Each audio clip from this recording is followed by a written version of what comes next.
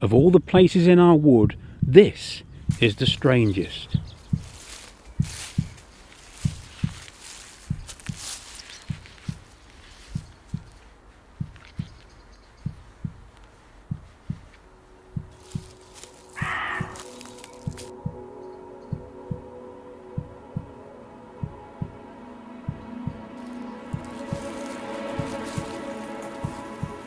I've never seen anything here I can't explain, never heard a sound that was not natural.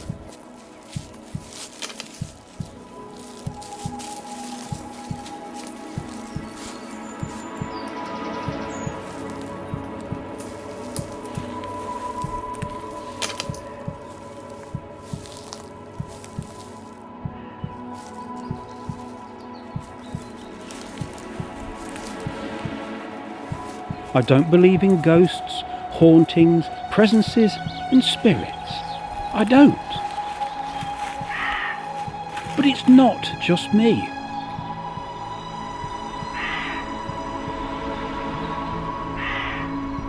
It's strongest around here. Don't ask me what or why. Ordinary sound seems less ordinary here, as if wearing a disguise.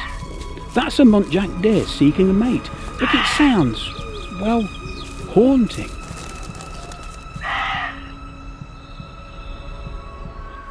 Even moving around is disorienting. The cutting is deep and side steep. One misfooting.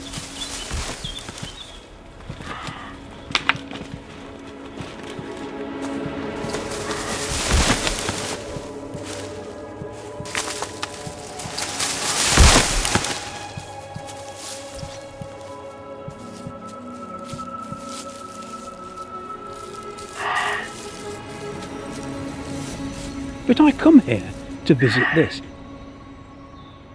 It's a badger set, a huge underground network of tunnels and chambers buried deep into this cutting side, and home to maybe 3 or 4 families of badgers. They can probably hear me now as vibrations through the earth, little tremors as I pass overhead. I'm checking this, a remote camera that films both day and night onto a memory card. I'll take it back to the Land Rover and my laptop to see what has been happening. Our corner of England, a tiny part of UK's national forest, is bounded to the south by the quarter-mile Thicket. It's a dense tangle of blackthorn and hawthorn hidden under a leafy mantle of ash, alder, elm and cherry. The thicket scales the incline of a 170-year-old railway cutting and forms an almost impenetrable crest along the fringe of our wood. It's only trees and thorns, moss and earth, but somehow it's a relief to leave the dense shadowy darkness and come out into the sun.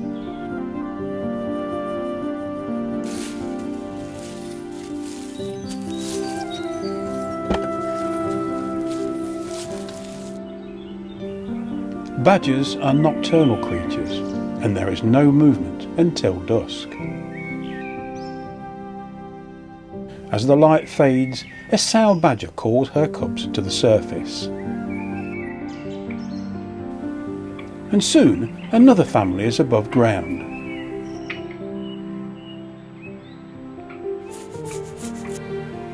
And it seems that some of our badgers have got fleas.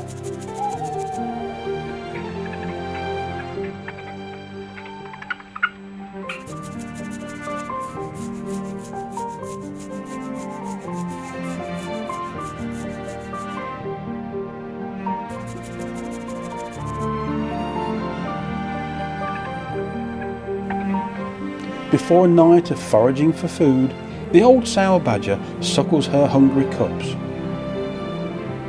But soon she slips away into the woods, leaving the youngest cubs to amuse themselves. As dawn approaches, the last cub retreats into the set and is soon joined by the old sow badger for another day below ground.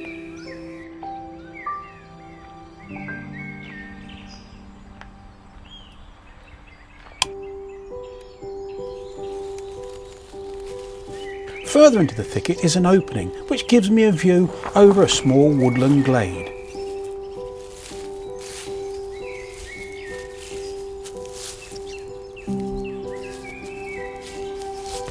and like the inhabitants of the thicket, I use the mysterious tangle for cover as I sit and wait to see whatever passes by.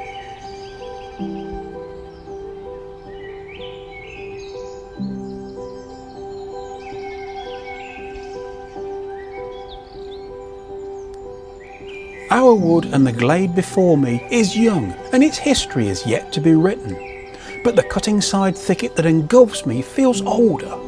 Not ancient, but definitely older and with a history. I wonder who passed this way, who toiled here, maybe the navvies who cut the line. I wonder who they were. They were certainly men descended from the huge gangs of labourers who cut the canals in the 1700s. Men who tramped along the new rail lines from job to job, hauling their families with them, living in rough huts beside bridges, tunnels and cuttings that they won from the earth by pick and shovel, toil and sweat.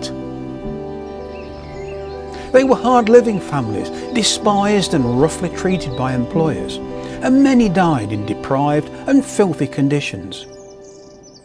If there is a history in this dark thicket, it's theirs. It's not the sentimental vision of the countryside, woodsman and shepherd, Jack of the Green, the rural world of John Barleycorn, or the mythical green man of the woods. No, the history that dwells amongst these tangled trees is of one thing and one thing only: brute and brutal industry. It's 2 hours to dusk, but the shroud of dark leaves is throttling the daylight. Night comes quickly to the thicket. I return through the shadows to switch on the badger camera. Walking amongst these strange, calling shadows, I try to imagine the men who cut this embankment. And it looks like we've disturbed a fox at his dinner.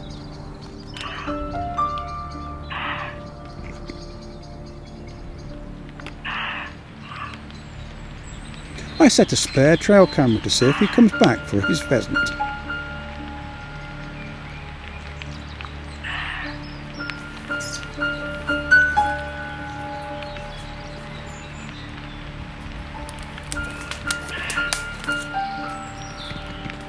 As the shadows deepen, I have a feeling of not being alone.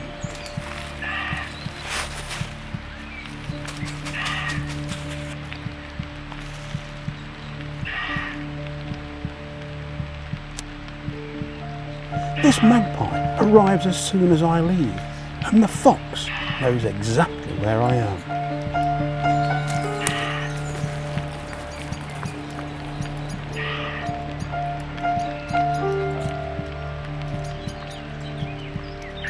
There are always eyes in the thicket, but who else is watching?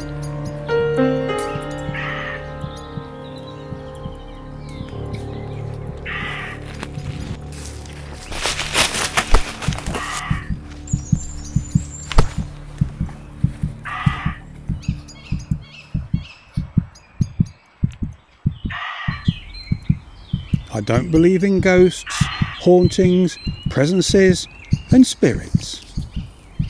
I don't.